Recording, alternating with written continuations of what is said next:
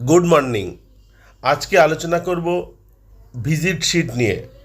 Visit sheet কীভাবে পূরণ করতে হয় সেটা দেখাবো, এবং প্রিসাইডিং অফিসারের ডায়েরিতে এই ভিজিট শিটের একটা বিবরণ লিপিবদ্ধ করতে হয়, আমি সেটাও দেখাবো। প্রথমে দেখাই ভিজিট শিটটা দেখতে কেমন। এটা হচ্ছে সম্পূর্ণ ভিজিট শিট। এটা অনেক ছোট দেখাচ্ছে, আমি একটু বড় করে দেখানোর চেষ্টা করছি। এটি একটি পুরনো ফিল আপ করা ভিজিট শিট। একদম ওপরে লেখা আছে ডেট অফ পোল, যে তারিখে ভোট সেই ডেটটা এখানে লিখতে হবে। এরপর লেখা আছে name and number of parliamentary constituency. এটা পার্লামেন্টারি ইলেকশনের, আমরা অ্যাসেম্বলি ইলেকশনে যাব তখন এখানে লেখা থাকবে name and number of assembly constituency, এবং তার নিচে লেখা থাকবে name and number of polling station.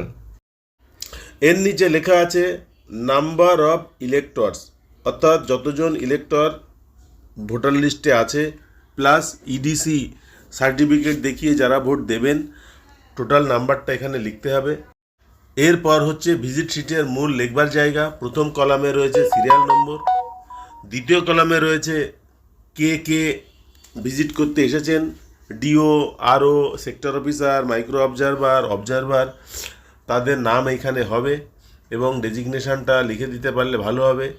Time of visit তার পরের কলামে রয়েছে, এবং এখানে দুটো অংশ আছে পরের কলামে, 4 নম্বর কলামে, যে এতক্ষণ ধরে যে পোলটা হচ্ছে সেটা পিসফুল হচ্ছে না অন্য কোনো কিছু হচ্ছে।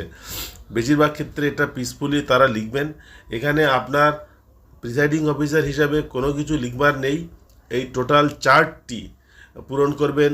যিনি যখন ভিজিটে আসবেন তিনি নাম লিখবেন, টাইম লিখবেন, পিসফুল হচ্ছে কিনা লিখবেন, এবং সেই সময় পর্যন্ত কতজন ভোটার ভোট দিয়েছেন সেই সংখ্যাটা উল্লেখ করবেন, আর শেষ কলামে সই করবেন। এইভাবে ভিজিট শিটটা পূরণ করা হয়।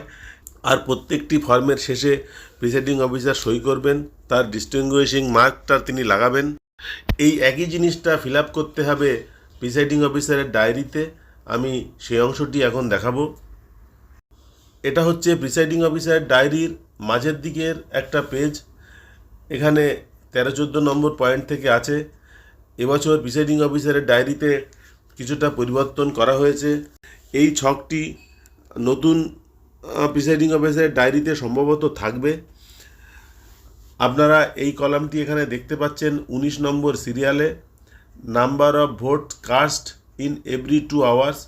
যে অংশটা এখানে আছে, এই অংশটা সম্ভবত প্রিসাইডিং অফিসারের ডায়েরিতে এবার নাও থাকতে পারে, কারণ অ্যাপের মাধ্যমে রিপোর্টিং করতে হবে। তবুও আপনারা 2 ঘন্টা অন্তর কত পোল পড়ছে সেটা এক জায়গায় নোট রাখবেন। যদি প্রিসাইডিং অফিসারের ডায়েরিতে থাকে অবশ্যই সেটা লিখবেন। এবং 19-এর বি কলামে details of visitor at polling station as per visit sheet, সেইটা এখানে আছে। আমরা এখানে হেডিংগুলোও দেখতে পাচ্ছি, serial number, name and designation of the officer visiting, এবং time of visit, brief description, peaceful বা ইনসিডেন্ট ঘটেছে কিনা সেটা লিখতে হবে, এবং number of votes polled till the time of visit as per form 17A as per EVM. এই দুটো ঘর একই সংখ্যায় দেখাবে। যতজন 17A-তে রেকর্ড করেছেন ততগুলো ভোটই ইভিএমে দেখাবে, সুতরাং এই দুটো কলাম একই হবে। এইভাবে ভিজিট শিট যেমন হবে প্রিসাইডিং অফিসারের ডায়েরিতে অবিকল, সেই অংশটা এখানে উঠে আসবে। এই অংশটা লিখবেন প্রিসাইডিং অফিসার, আর ভিজিট শিটের ক্ষেত্রে এই ফর্মটা পূরণ করবেন ভিজিটর।